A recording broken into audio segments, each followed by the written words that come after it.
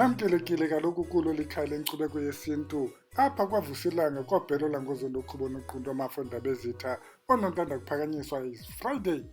IFriday ke lusuku lokuthaka apho sidibanisa khona amagqabi namaxolo, sidibanisa iingcabo sizama ukunyanga. Namhlanje sihlanganisa isibunge, senza isibunge. Isibunge ke ngamayeza athi kuthiwa makubungwane, makusondelwane, makudityanwe, makugcwale kule ndawo, kube kubhekiswa ke kwizinto zayo ibhizinesi. Siqokelela loo nto ke wena mntu othi uneshishini ufuna uzenzela isibunge ngamathambo enkukhu, ufuna usebenzisa inkukhu wena ukuzenzela isibunge. Sincokola loo nto ke namhlanje. Ndizawuthi gqolo ke bantwana bahle, idilungele meko ukuba ungabi nayo ingxaki yelizwi, sisebhizililo wena, lihamba oogqirha kuba kaloku le nto ke wecaba ayonto incinanana, yinto efuna ukuhoywa kuloo level yogqirha. Masinyamezelane ke kuba noko liyazama wena ukuvakala. NgoLwesithathu besithetha ngezinto eziliqedlana kulo besiwuphetheyo, apho besithetha khona ngamathambo enkukhu. Sathi amathambo enkukhu enza izinto ezininzi. Sathi namhlanje sifuna ujonga ubunkukhu obu ukuthi kutheni inkukhu le ikwazi ukwenza isibunge, ikwazi ukwenza uba ungalali ungatyanga. Siyakucebisa ke sikhuthaze ukuthi uzukhe ulandelele nehagu. Ndiyayiphinda, uzuthi xa unetshansi ulandelele nomba wehagu kuba kaloku nayo yenza izinto zenzeke kuwe. Wena mntu othi ufuna ntoni?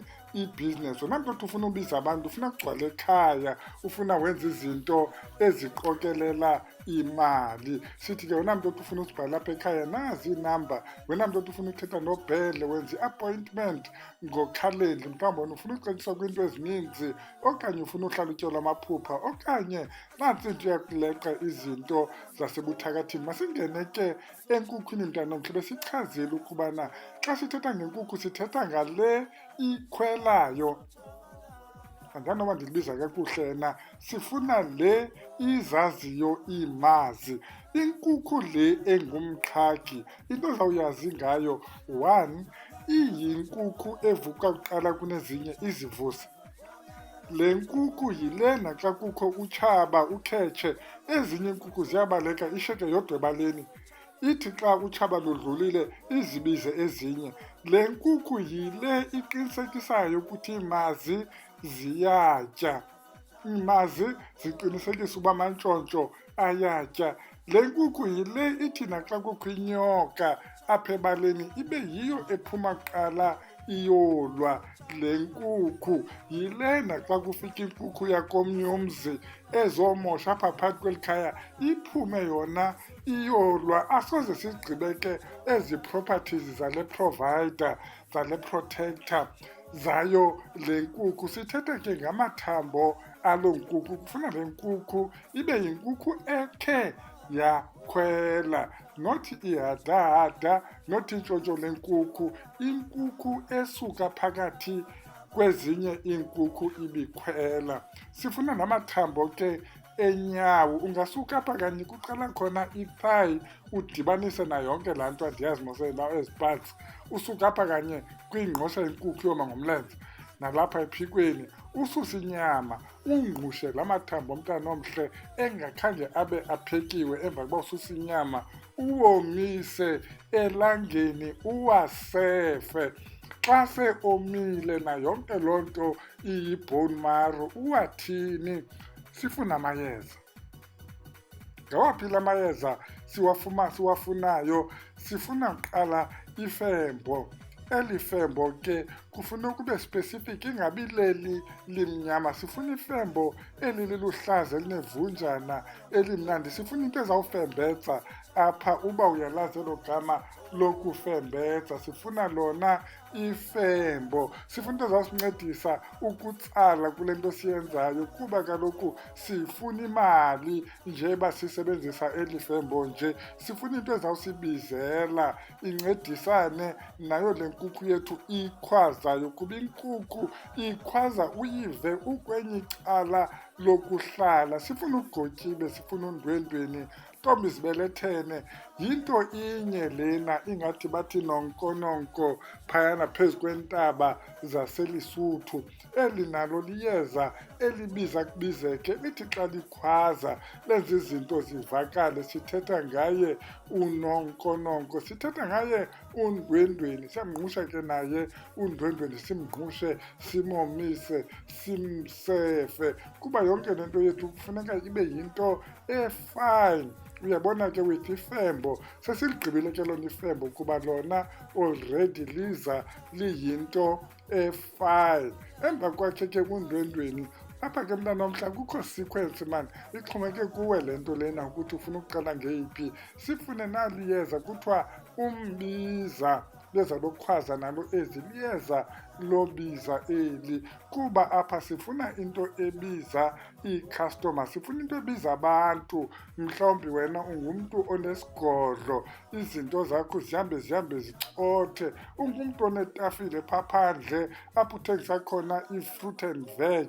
Uzawukwazi man nawe xa uyenzile le nto ukufafaza around letafile yakho, usule netafile lena yakho, ufuthe manga le nto yakho ube ukhe wayitshisa phayana ekhaya. Sawufika kuyo loo nto ukubana uyithini njani. Emva kwawo umbiza ufumane iLetha mali, ufumane iLetha. iLetha ungafumana elibomvu okanye ufumane elimhlophe, noba leliphi, it doesn't matter. Apha sifuna into ebiza imali, kuba kaloku le nto imali le kufuneka ibe yona nqontsonqa obizwayo. Uthi naxa ubabiza abantu uthi ndibiza abantu abanemali ukuthi bazothenga. Afike umntu engaphethanga nto, ashiye imali amke efumbathile. Uyayibona mos le nto sithetha ngayo. Ufuna lona ke iLetha, not iLethi, not iLethi,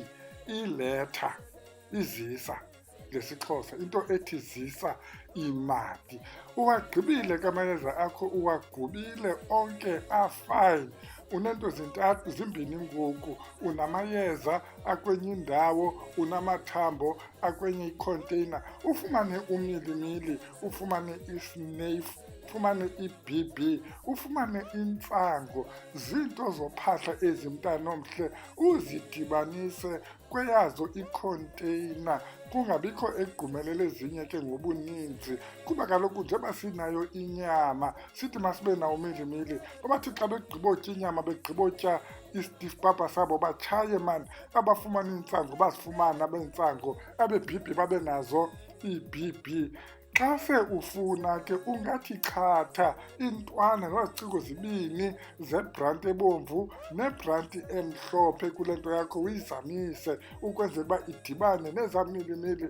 Uthi ke xa se ugqibile ufumane uvuka lona waselwandle, kuba sifuna ukuvusa abantu abadala, sibavusa besemzini omkhulu, kowona mzi umkhulu. Asivusi ezi zinto nje, sivusa bona, kuba kaloku le nkukhu sifuna isincede, isithethele nabo, basiphathele abantu.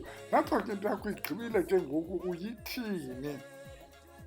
Njengoba sewuyigqibile ke ngoku le nto, uzidibanisa zonke ezaa zinto, uzidibanisele kwikhonteyina ibenye. Xa ugqiba uyacengela ke ngoku, uyaphahla.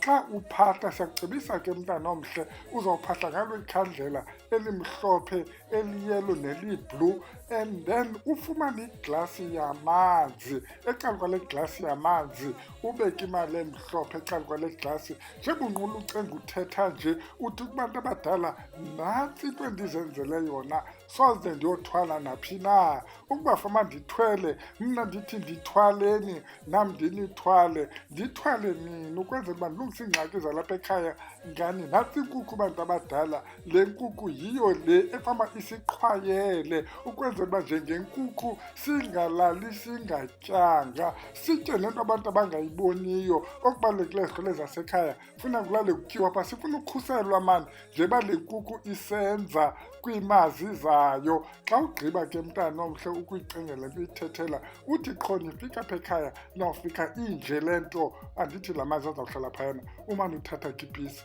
ufake kwimpepho ucengunqule. Wena mntu ongafuni yenza kwimpepho umane uyenza kwi-charcoal. Na umane uzigquma mani kwangayo le nto, ukhumane ufutha kwangayo le nto, ukwenzela uba nawe unuke kamnandi. Nantso ke siyayeka iyalala camagu.